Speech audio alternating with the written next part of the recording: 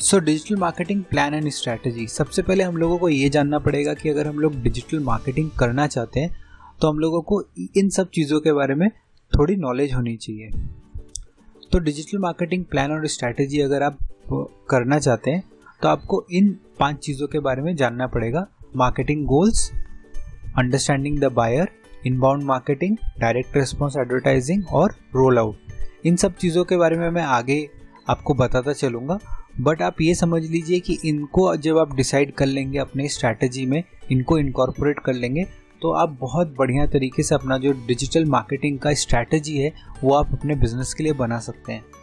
और अगर आप एक जॉब कर रहे हैं या फिर आप फ्रीलांसर या पार्ट टाइमर्स हैं तो आप दूसरे बिजनेसेस के लिए ये स्ट्रैटेजी बना सकते हैं। सिर्फ इतना ही नहीं दोस्तों, आप कुछ भी करते हैं लाइफ में उसमें एक प्लानिंग की रिक्वायरमेंट होती है, राइट? तो वो प्लानिंग डिजिटली आप किस तरह से कर सकते हैं वो सब चीज़ें हम लोग सबसे पहले इसमें सीखेंगे। मैं ओपन करता हूँ अपना फर्स्ट स्लाइड, मार्केटिंग गोल्स और ऑब्जेक्टिव। सो जब भी हम ट्रेडिशनली मार्केटिंग करते हैं या हम ट्रेडिशनली अपने लाइफ में कुछ भी करते हैं तो हम लोगों को एक गोल की ज़रूरत होती है। अनटिल अनलेस आपके पास एक गोल है, आप डिसाइड नहीं कर सकते कि आपको क्या चाहिए। उसके बगैर आप ना इन्वेस्टमेंट कर पाएंगे ना तो आप एग्जीक्यूशन कर पाएंगे। सो हम लोग यहाँ पे डिजिटली कुछ ऐसे गोल्स देख लेते हैं जिनके हिसाब से हम लोगों का आगे डिजिटल जर्नी डिसाइड होने वाला है।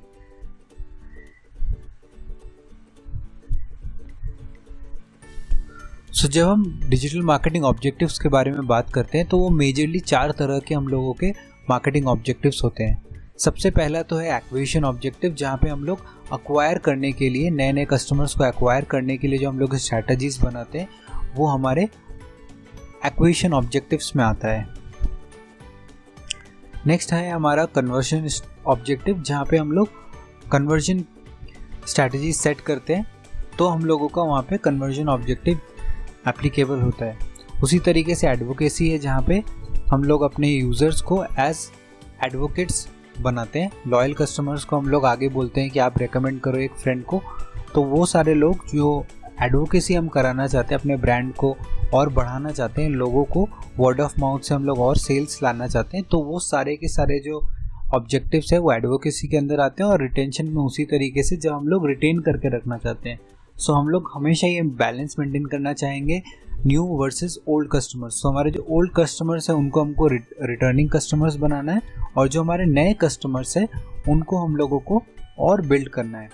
सो मेजरली जैसा मैंने आपको बताया 4 तरह के डिजिटल मार्केटिंग ऑब्जेक्टिव्स होते हैं। एक्विजिशन ऑब्जेक्टिव, नए कस्टमर्स को लाने के लिए; कन्वर्जन ऑब्जेक्टिव, कन्वर्ट करने के लिए एग्जिस्टिंग कस्टमर्स को सेल्स पे कन्वर्ट करने के लिए; रिटेंशन ऑब्जेक्टिव, जहाँ पे हम लोग कस्टमर्स को रिटेन करके रखने के लिए ऑब्जेक्टिव सेट करते हैं; और चौथा है हमारा एडवोकेसी, जहाँ पे इंटरनेट पे हमारे जो कस्टमर्स हैं उनको हम लोग वर्ड ऑफ माउथ से और कस्टमर्स एक्वायर करने के लिए कैसे उनको अपने ब्रांड एडवोकेट्स बना सकते हैं, वो सारी चीज़ें हम लोग इस स्लाइड में डिस्कस करते हैं।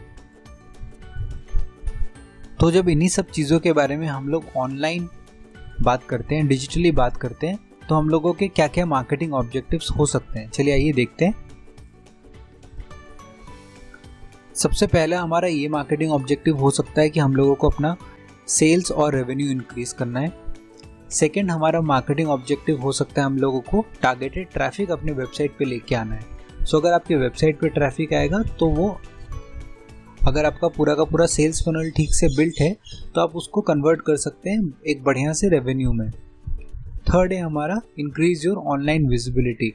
आप जो अपना बिजनेस है उसको आप किस तरह से ऑनलाइन लेके जा सकते हैं, वो भी आपका एक मार्केटिंग ऑब्जेक्टिव हो सकता है। और एग्जैक्टली उसी तरीके से फोर्थ है रैंक नंबर 1 ऑन गूगल, ताकि जो आपको इतना सारा जो फ्री ट्रैफिक है, जो लोग आप सर्च कर रहे हैं आपके बिजनेस के बारे में, आपके बिजनेस से रिलेटेड टर्म्स को सर्च कर रहे हैं, तो किस तरीके से आप गूगल के टॉप रिजल्ट्स में आ सकें ताकि आपका जो बिजनेस है वो एक्सपोनेंशियली ग्रो कर सके।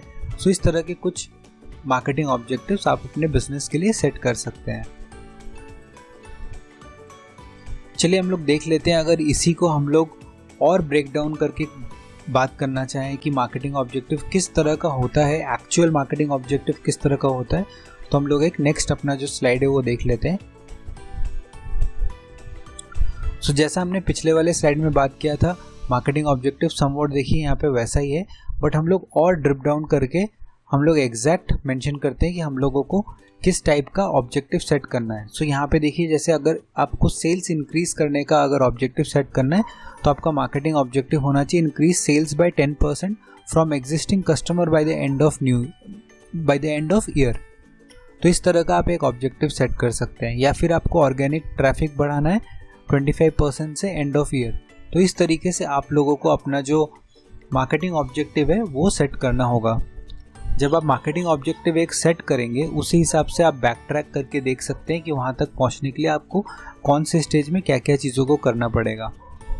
जब आप आगे चल के फेसबुक, गूगल, इन सब पे डिटेल्ड स्टडी करेंगे, स्पेशलाइजेशन करेंगे उनको और क्लोजली सीखेंगे, तब आपको रियलाइज़ होगा कि मार्केटिंग ऑब्जेक्टिव का जो इम्पोर्टेंस है वो बहुत ज़्यादा है। क्योंकि हर एक प्लेटफॉर्म पे, चाहे वो ऐड प्लेटफॉर्म हो चाहे ऑटोमेशन प्लेटफॉर्म हो, आपके मार्केटिंग ऑब्जेक्टिव के हिसाब से ही बैक ट्रैक करके बाकी सारी चीज़ों का डिसीजन लिया जाता है। सेकेंड है हमारा understanding the buyer. So until unless आप अपने बायर को बहुत क्लोजली स्टडी कर सकते हैं, बहुत क्लोजली आप उनके बारे में समझ सकते हैं, आप उनको सेल्स अपना जो क्लोज करना है, जो आपका ऑब्जेक्टिव है, वो आप मीट नहीं कर पाएंगे। सो हम लोग इसमें देख लेते हैं कि किस तरीके से हम लोग अपने बायर्स को और क्लोजली स्टडी कर सकते हैं। बायर्स को बहुत क्लोजली मॉनिटर करने के लिए आप लोगों को बायर्स का जर्नी समझना पड़ेगा कि बायर किन किन स्टेज से होके गुजरता है एक सेल को क्लोज करने के पहले। तो आप बहुत ईजिली, बहुत अच्छी तरीके से अपना जो बिजनेस है उसको डिजिटली रेडी कर पाएंगे। सो देखिए, बायर जो होता है वो सबसे पहले अवेयरनेस की स्टेज से जाता है, जहाँ पे वो कोई एक प्रॉब्लम फेस कर रहा है जिसका उसको सॉल्यूशन चाहिए। मोस्टली जो सेल्स होता है वो उसी के बेसिस में होता है। जब तक बायर का जो आप प्रॉब्लम स्टेटमेंट है वो आप स्टडी नहीं करेंगे, उसको आप नहीं समझेंगे, तब तक आप अपना सॉल्यूशन यानी कि आप अपना प्रोडक्ट उनको सेल नहीं कर पाएंगे। सो अवेयरनेस होना ज़रूरी है। आप बायर के बारे में जानिए, कहाँ पे वो लोकेटेड है और उनकी क्या प्रॉब्लम स्टेटमेंट है।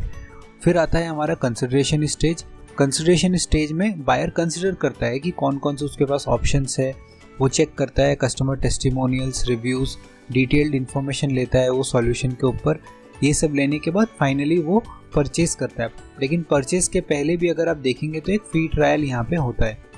सो इतने सारे ऑप्शंस, इतने सारे स्टेजेस से वो गो थ्रू करता है, अवेयरनेस, कंसिडरेशन और परचेज़। ठीक है, और ये हर एक स्टेज में यहाँ पे आपका ये बिजनेस लोकेटेड है। हर एक स्टेज में आप उनसे उनका डिटेल्स लेना चाहते हैं, इसीलिए आप उनको पूछते हैं कि not ready to move to the next step, तो आप उनका ईमेल कैप्चर करते हैं। सो ये वो स्टेज है जहाँ पे आप अपने लीड्स का नर्चर करते हैं, आप उनके प्रॉब्लम्स का सॉल्यूशन देने की उनको कोशिश करते हैं और उनको धीरे धीरे इस प्रोसेस से आप आगे लेके जाते हैं ताकि वो एक परचेज को कंप्लीट कर सके।